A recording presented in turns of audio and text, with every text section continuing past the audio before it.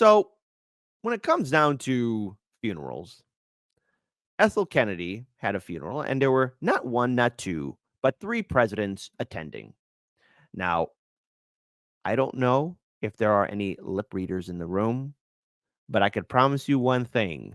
There was a rather intense, awkward conversation between, well, Joe Biden, our current president, air quote, former President Barack Obama.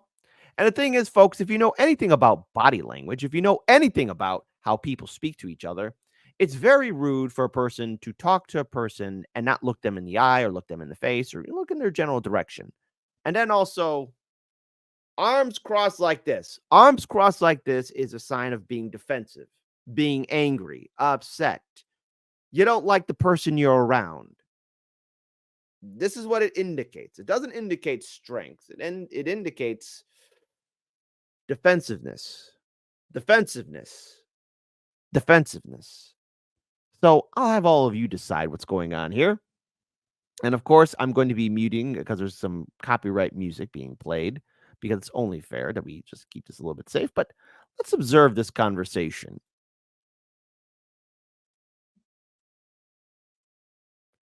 Joe, we got to talk.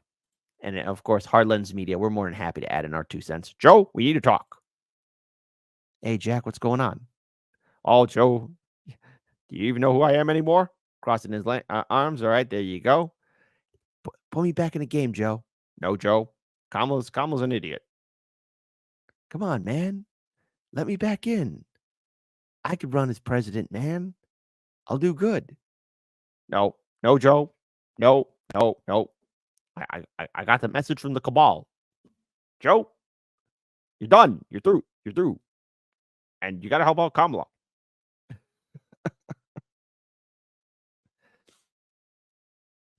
Come on, man. Let me back in. Let me back in, and I could do a very good job. And there's Nancy Pelosi waving her hand around. Look at this. Isn't it nice to see good friends gather around?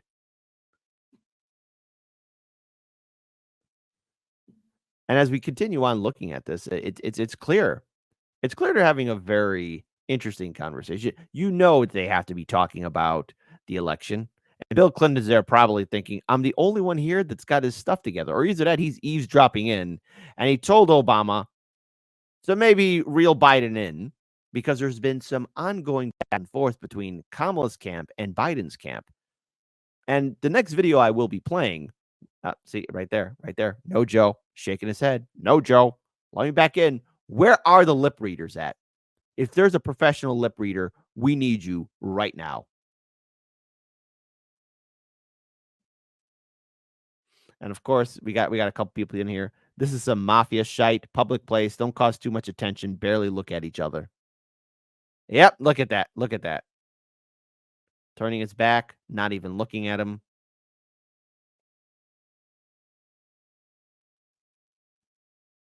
Listen, Joe, it's not going to be you. It's not going to be you. And you know that Joe Biden's very ticked off, especially after how the Democrats kicked him out of office, how they made sure he wouldn't run again. He lost it all. And Biden really hasn't been doing Kamala any favors on the campaign trail.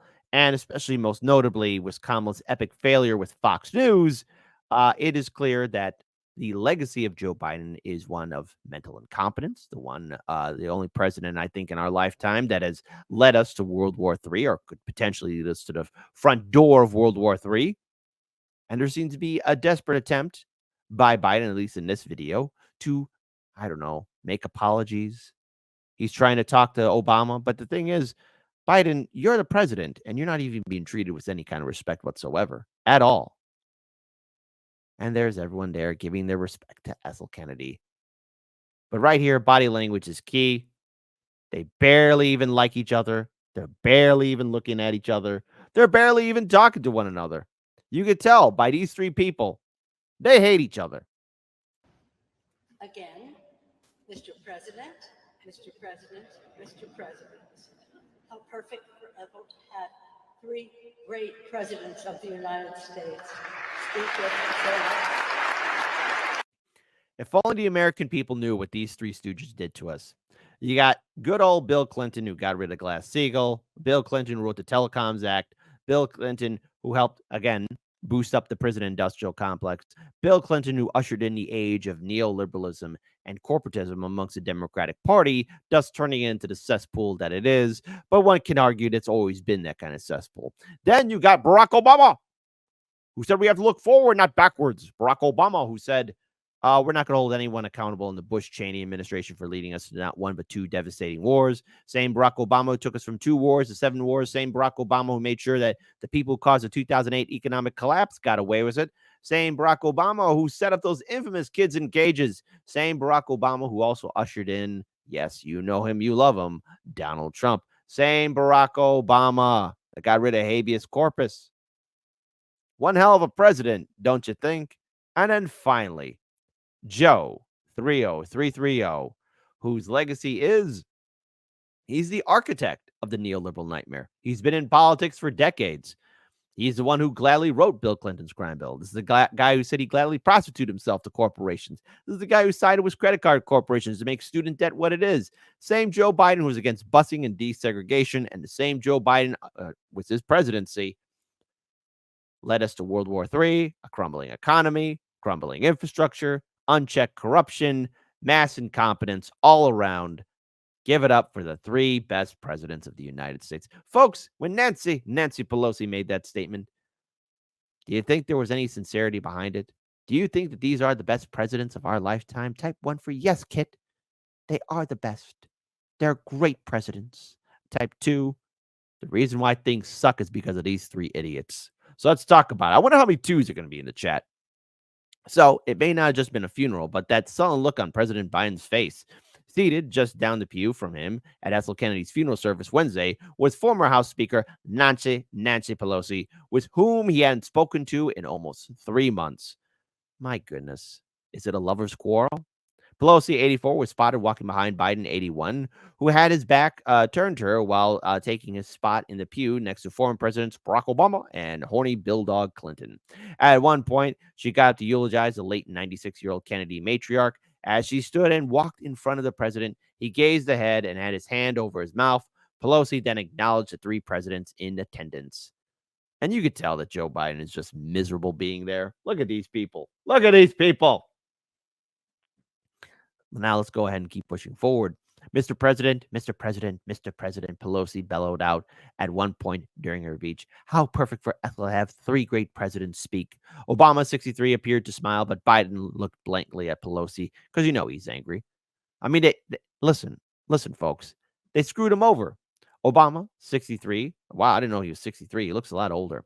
Appeared to smile, but Biden looked blankly at Pelosi. Biden did, however, clap after Pelosi wrapped up her remarks and said of Ethel Kennedy, "May she rest in peace." By the way, I wonder if RFK Jr. was invited. There has been speculation of friction between Biden and Pelosi over the Democratic revolt against him that culminated in him bowing out of the 2024 race. Pelosi never publicly called on Biden to step aside during the Democratic mutiny against him that ensured following his fumbling debate performance against former President Donald Trump in late June. I can't believe we're in October and June seems like a decade from now. However, she reportedly threatened to go public with concerns he couldn't prevail in the 2024 contest. She also reportedly had tough talks with him in which she was adamant that he was not on a trajectory to prevail. And Kamala is? Well, who knew? But real quick here, this is why I love my audience. No, this is not the real thing. This is parody. But behold, ladies and gentlemen, enhanced audio. I think they found out that she's retarded. And now we're basically fucked. Trump is killing us at the polls. So yes, we're going to lose Joe. Damn it. Wait. What if I come back to run again? As candidate? Yeah. Well, let me put it this way, Joe. The only person in this world who is even more retarded than Kamala Harris is basically you. So no, Joe, on, man. You're Just not going give me back another yet. shot. Let's let it all play out. Okay, we'll talk later, Joe. Okay. Women looking fine up in here.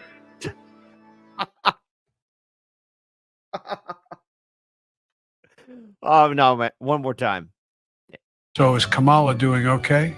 Nope. She's down, Joe. I think they found out that she's retarded. And now we're basically fucked. Trump is killing us at the polls. So yes, we're going to lose Joe. Damn it. Wait. What if I come back to run again? As candidate, Yeah. well, let me put it this way, Joe. The only person in this world who is even more retarded than Kamala Harris is basically you. So no, Come Joe, on, man. you're Just not going give me back another yet. shot. Let's let it all play out. Okay, we'll talk later, Joe. Okay. Women looking fine up in here. You know what? I think Obama is the Mo of the group. He has to be. Maybe Biden's Curly. Maybe. Clinton probably could be Larry. Who knows? I'll let you guys decide. And Melodia says, "What if I change my diaper, Jack?" Again, looking at that entire video there, I mean, there's much to speculate what they were saying, what they were talking about, but body language is key. And in the video, especially in that short video where Nancy Pelosi is addressing all three presidents, Biden's not looking at him. I mean, he's furious. And if you look at some previous coverages done by the media in regards to how Biden really has had a hands-off approach in regards to getting Kamala elected, he's not there for her. And maybe it's a smart thing on their part because, the brain medicine's not working for good old Joe Biden. But it says a lot about the inside movements of the Democratic Party. The Game of Thrones that's being played amongst our politicians. You have Joe Biden, Bill Clinton, and Obama. All three presidents there. All three presidents who helped create so much pain and suffering, especially not only for the American people, but for people all across the world. Never forget the fantastic wars and military interventions and economic policies that forever shaped the lives and scarred the lives of millions of people living on this planet. But body language is key. When you speak to somebody and you don't look them in the eye, when you speak with somebody and your arms are crossed, it says something. It says something about people. And now for some reason, people are saying like that video is not allowed in California. Only Democrats allowed. And on Leo Felix says, they sent the Democratic bigwigs and all the neocons are missing. BW says, not as interesting as Game of Thrones. At this point, zombies would be better. The only thing that we could take away from this is that there is probably concern and talk about how Kamala is sinking. And we are going to be talking about Kamala's campaign sinking. But no matter what happens, if I actually had time to edit that video, I'd at least have Biden say, "Come on, Jack. Come on, coach. Let me in the game. I'm ready to play again. I could be president." No, Joe, no. You can't be president. What do you think they were talking about? Type in the comment section below. And if we do have a lip reader, I'm actually going to post that original link video in the comment section. And if we have a talented lip reader, tell us what the hell they're saying. Or is it at? Be creative. There's no such thing as a wrong answer.